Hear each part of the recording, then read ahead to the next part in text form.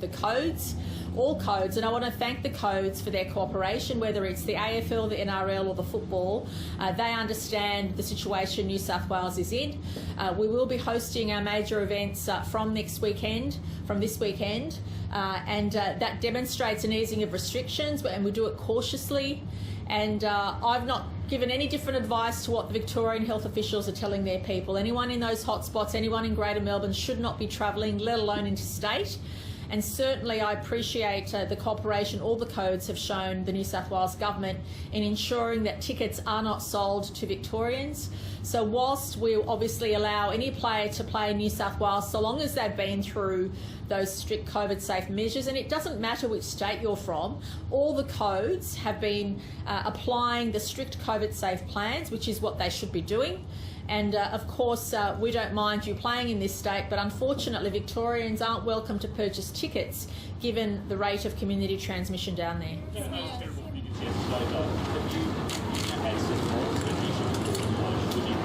Well, the figures give you a snapshot of what happened maybe a week or 10 days ago with the infection, and touch wood, I can confirm that overnight the only cases reported in New South Wales were those from overseas travellers in quarantine, and that remains the case. I have confidence in our health system. I have confidence in the practices we've put in place.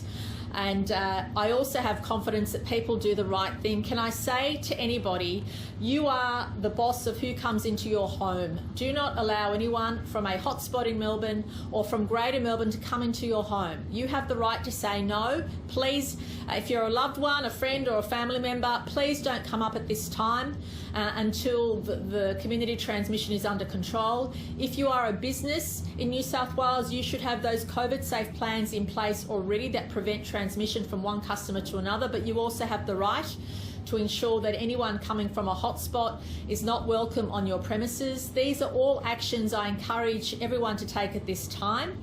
And please note that we will continue to be vigilant here in New South Wales. Things can change very quickly in terms of the rate of community transmission. And I urge everybody, I've noticed in and around my movements that people are starting to relax a little bit too much for my liking. Don't relax. Assume everybody in and around you has the disease. You have to. We have to maintain the social distancing. We have to make sure businesses stick to their COVID safe plans. Just because we haven't had the community transmission that's occurred elsewhere doesn't mean it can't happen. And the way that we stop it from happening is by maintaining the social distancing, the hand hygiene, and sticking to the rules. And especially given we ease restrictions from tomorrow, it is a big day for us when we further ease restrictions, and we do so with caution.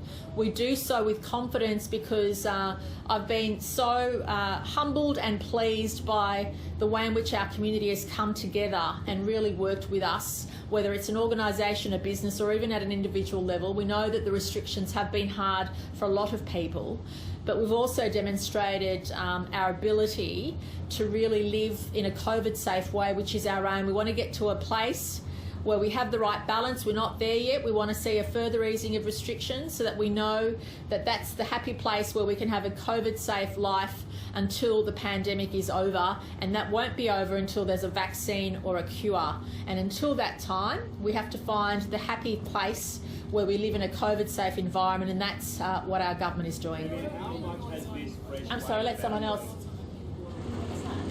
Oh, look, I understand the Queensland Premier has got something to say in the near future, and I encourage her to open her borders. New South Wales has demonstrated that you can have a COVID-safe environment.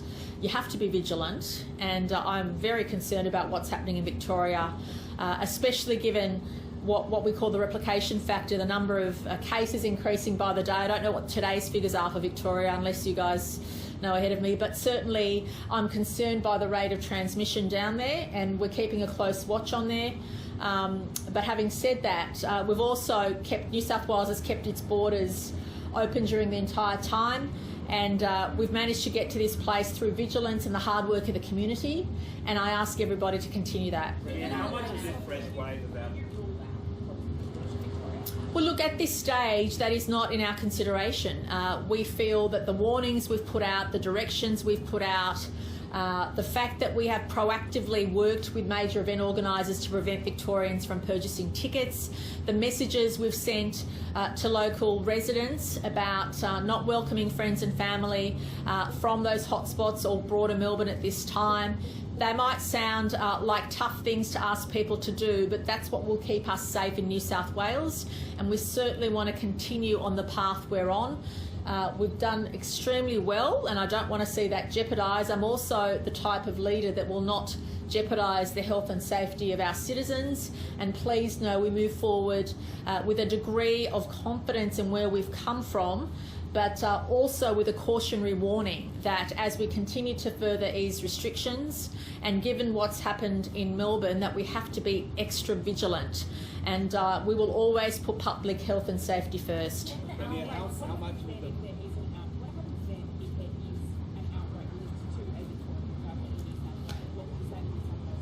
Well, we have to be prepared for that. We've already, can I put on the record, ironically, we've already had people from Queensland and WA bring the disease to New South Wales. So we've already experienced that level of interstate transmission, if you like, and we've dealt with it. And that's why I say to all the other states, we've welcomed all the overseas travellers that live in other states. We've even welcomed people who've come across your own borders to New South Wales who had the disease, and we've managed that. There is a path forward, because I don't want to see further jobs go. You know, the hundreds of thousands of jobs that have gone in New South Wales were tragic. We know JobKeeper finishes in September, which is just a blink away, really. We're in July tomorrow, and unless our state prepares for that, unless the nation prepares for that, we will see hundreds of thousands of other people who won't have jobs and will be in very difficult situations. And it is always about this balance that we need to find. And I say to the other states, they rely on New South Wales traditionally. Whilst they might be feeling happy now, in 6 months' time, when those jobs continue to go in their own states, they will be feeling the brunt of those decisions. So I urge them to consider all of that. I urge them to consider how New South Wales has progressed and what we've been able to show.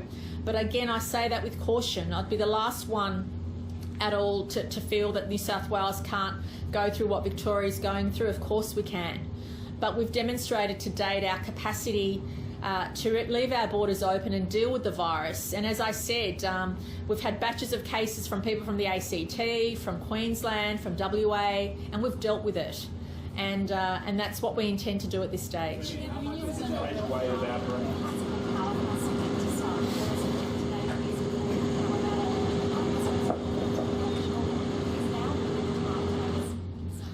Well, can I say that's not what is happening. The major exhibitions, the ability to visit all parts of the museum is still there. So I appreciate there's a sentiment from people that don't think Western Sydney deserves an iconic cultural institution. I'm not one of those people. Look what's happening in Western Sydney. Why shouldn't we at least have one cultural iconic institution in Western Sydney? And that frustrates me, because we have a growing city, a diverse city. We need to share where our major tourism and destination points are. We'll be welcoming, once COVID is over, millions of tourists and business people from the world to the Western Sydney Airport. And we also have the largest growing population in Western Sydney. A third of our population in New South Wales is in Western Sydney, the fastest growing part of our city. They deserve to have at least one cultural institution, a major cultural institution in their midst. In fact, the powerhouse at Parramatta will be the hub. It'll have a planetarium. It will encourage the next generation to take up robotics and maths and science, so that we do have people available to take on those jobs, which will be happening right around us. I'm sorry?